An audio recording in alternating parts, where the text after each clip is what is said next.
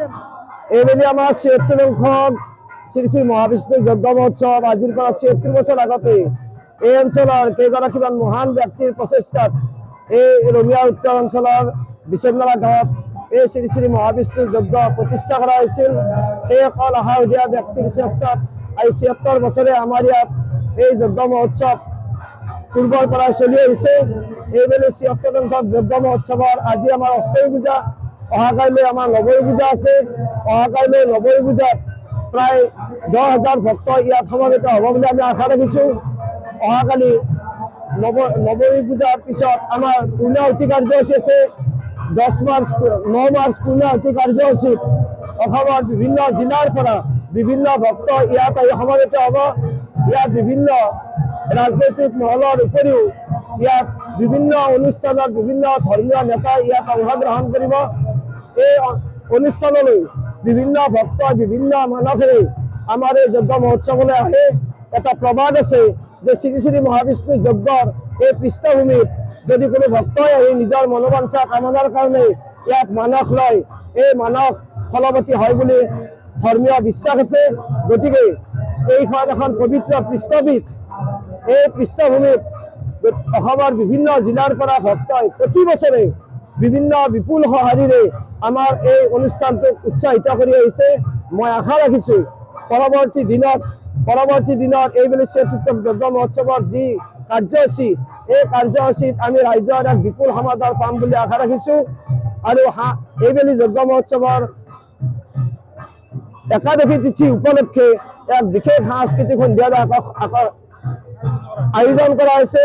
এই সাংস্কৃতিক সন্ধিয়াত অসমৰ জনপ্ৰিয় গায়ক প্ৰাণদ্বীপে ইয়াত তেখেতৰ বিভিন্ন ভিন্ন সুৰীয়া গীতেৰে এক সাংস্কৃতিক সন্ধিয়াৰ মুকলি কৰিব। আৰু এই সাংস্কৃতিক সন্ধিয়াত আমি সমূহ ভক্তবৃন্দৰ সহযোগিতা আমি শ্ৰদ্ধাৰে কামনা কৰিছোঁ। আমন্ত্ৰণ কৰিছিলোঁ।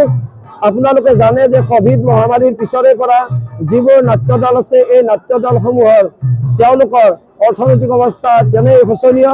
তথাপিতো আমি নয়নতৰা নাট্য দলটোক আমি আমন্ত্ৰণ জনাইছিলোঁ যদিও তেখেতসকলৰ বিভিন্ন অসুবিধাবশত তেখেতসকলে আহিব নোৱাৰিম বুলি আমাক কথা দিছে।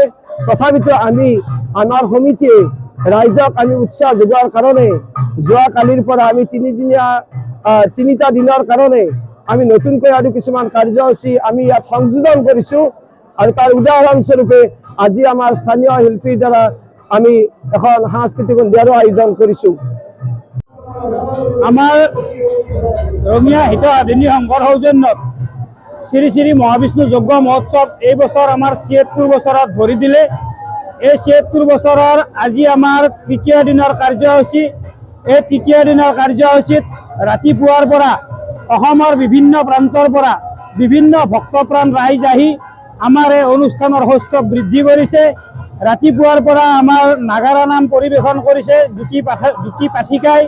ইতিমধ্যে আপোনালোকে দেখিছে যে দুটি সংকীৰ্তন দলে ইতিমধ্যে আৰতিৰ সময়ত সংকীৰ্তন কৰি আছে। আৰু অহাকাইলৈ আমাৰ হ'ব নৱমী পূজা। এই নৱমী পূজাত অসমৰ বিভিন্ন প্ৰান্তৰ বিভিন্ন ভক্ত আহি ইয়াত উপস্থিত হ'ব। আৰু অহা দেওবাৰ 9 মাৰ্চ 2025 ইংৰাজী তাৰিখে আমাৰ পূৰ্ণাহুতি হ'ব।